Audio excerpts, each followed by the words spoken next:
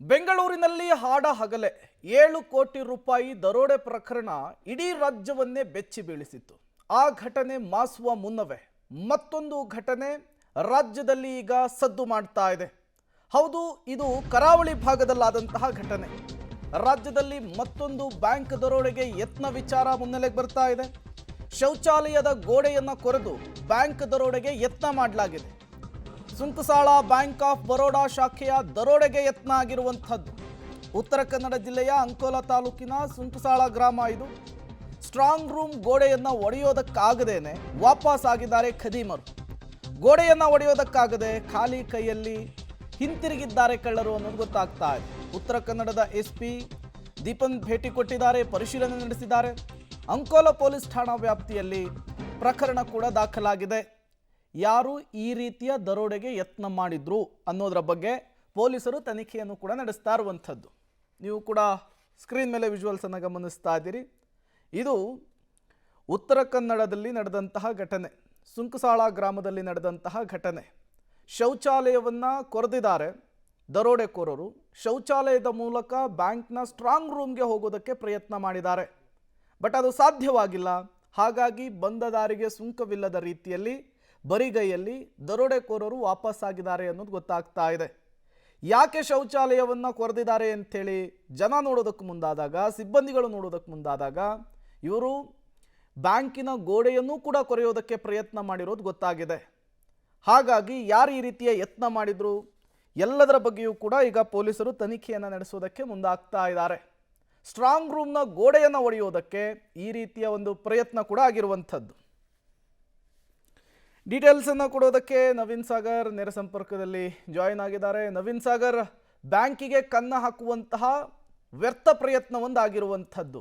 ಯಾರು ಈ ಪ್ರಯತ್ನ ಮಾಡಿದ್ದು ಅನ್ನೋದ್ರ ಬಗ್ಗೆ ಪೊಲೀಸರ ತನಿಖೆಯಲ್ಲಿ ಗೊತ್ತಾಗಿದೆಯಾ? ಜೊತೆಗೆ ಯಾವ ರೀತಿ ಪ್ಲಾನ್ ಮಾಡ್ಕೊಂಡಿದ್ರು ಇವರು ಅಂಥೇಳಿ? ಮೊದಲನೇದಾಗಿ ಏನು ರಾಷ್ಟ್ರೀಯ ಹೆದ್ದಾರಿ 63ರ ಅಂಕೋಲಾ ಯಲ್ಲಾಪುರಕ್ಕೆ ಹೋಗುವಂತಹ ಮಾರ್ಗದಲ್ಲಿ ಬರುವಂತಹ ಸುಂಕಸಾಳದ ಬರುವಂತಹ ಒಂದು ಈ ಬ್ಯಾಂಕ್ ಏನಿದೆ, ಇದು ಹೆದ್ದಾರಿಯ ಪಕ್ಕದಲ್ಲಿ ಇದೆ.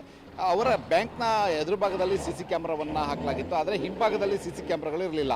ಹಾಗಾಗಿ ಇದನ್ನು ದರೋಡೆಕೋರರ ಪರಿಶೀಲನೆ ಮಾಡಿದ್ದಾರೆ. ಯಾಕೆಂದರೆ ಇದು ನೋಡಿದರೆ ಮೊದಲೇ ಪ್ರೀಪ್ಲಾನ್ ಆಗಿ ಮಾಡಿರುವಂತಹ ಘಟನೆ ಅಂತಲೇ ಹೇಳಬೇಕಾಗುತ್ತೆ. ಯಾಕೆಂದರೆ ಮುಂದ್ಗಡೆ CC ಕ್ಯಾಮ್ರಾ ಇರೋದನ್ನು ಪತ್ತೆ ಮಾಡಿದ್ದಾರೆ. ಹಾಗಾಗಿ ಹಿಂಭಾಗದಲ್ಲಿ ಅವರು ಚೆಕ್ ಮಾಡಿದ್ದಾರೆ. ಹಿಂಭಾಗದಲ್ಲಿ CC ಕ್ಯಾಮ್ರಾ ಇಲ್ಲ ಅನ್ನೋ ಕಾರಣಕ್ಕಾಗಿ ಶೌಚಾಲಯ ಭಾಗದ ಗೋಡೆಯನ್ನು ಕೊರೆದು ನೇರವಾಗಿ ಬ್ಯಾಂಕಿನ ಒಳಗಡೆ ಒಂದು ಹೋಗಿರುವಂಥದ್ದು. ಅದಲ್ಲದೆ ಸ್ಟ್ರಾಂಗ್ ರೂಮಿನ ಭಾಗದಲ್ಲಿ ಗೋಡೆಯನ್ನು ಕೊರಲಿಕ್ಕೆ ಪ್ರಯತ್ನ ಮಾಡಿದ್ದಾರೆ. ಸ್ಟ್ರಾಂಗ್ ರೂಮಿನ ಗೋಡೆಯನ್ನು ಕೊರಲಿಕ್ಕೆ ಆಗಲಿಲ್ಲ. ಈ ಹಿನ್ನೆಲೆಯಲ್ಲಿ ಅವರು ಮತ್ತೆ ಮರಳಿ ವಾಪಸ್ ಹೋಗಿರುವಂಥದ್ದು. ನೋಡಿದರೆ ಇದೊಂದು 3-4 ಜನರ ತಂಡವೇ ಒಂದು ಈ ಕಾರ್ಯವನ್ನು ಮಾಡಿರುವಂಥದ್ದು ಅಂತ ಹೇಳ್ಬೋದು. ಯಾಕೆಂತಂದರೆ ಕಳೆದ ಒಂದು 3-4 ತಿಂಗಳ ಹಿಂದೆ 2 ಕಡೆ ಈ ಬ್ಯಾಂಕ್ ರಾಬರಿಗಳ ಪ್ರಯತ್ನಗಳು ವಿಫಲವಾಗಿತ್ತು. ಇದೇ ರಾಷ್ಟ್ರೀಯ ಹೆದ್ದಾರಿ 63ರ ಭಾಗದಲ್ಲಿ ಇರುವಂಥ ಒಂದು ಸಹಕಾರಿ ಬ್ಯಾಂಕ್ನಲ್ಲಿ ಕೂಡ ಇದೇ ಮಾದರಿಯಲ್ಲಿ ಅವರು ಕಳ್ಳತನಕ್ಕೆ ಪ್ರಯತ್ನ ಪಟ್ಟಿದ್ರು. ನಂತರದಲ್ಲಿ ಕಳ್ಳತನ ವಿಫಲವಾದಾಗ ಬ್ಯಾಂಕಿಗೆ ಬೆಂಕಿ ಹಚ್ಚಿ ಹೋಗಿದ್ರು. ಅದರ ನಂತರದಲ್ಲಿ ಈ ಪ್ರಕರಣ ಈಗ ಪತ್ತೆಯಾಗಿರುವಂಥದ್ದು.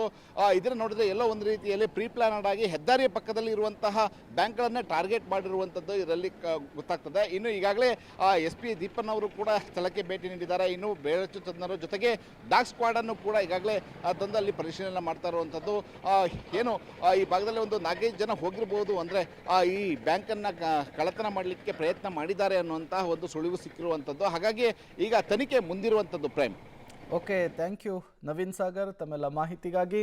ಒಬ್ಬಿಬ್ಬರು ಕೈಯಲ್ಲಿ ಮಾಡುವಂತಹ ಕೆಲಸ ಇದು ಅಲ್ವೇ ಅಲ್ಲ, ಒಂದು ಟೀಮ್ ಮಾಡಿರೋದು ಮೇಲ್ನೋಟಕ್ಕೆ ಗೊತ್ತಾಗ್ತಾ ಇದೆ. ಪೊಲೀಸರ ತನಿಖೆಯನ್ನು ನಡೆಸ್ತಾ ಇದ್ದಾರೆ. ಪೊಲೀಸರ ತನಿಖೆಯ ಮೂಲಕ ಯಾರು ಈ ರೀತಿಯ ಒಂದು ಕೃತ್ಯಕ್ಕೆ ಕೈ ಹಾಕಿದ್ದು, ಎಲ್ಲೆಲ್ಲಿ ಈ ಹಿಂದೆ ಇವರೆಲ್ಲ ಭಾಗಿಯಾಗಿದ್ರು ಎಲ್ಲವೂ ಕೂಡ ಗೊತ್ತಾಗಬೇಕಾಗುತ್ತೆ.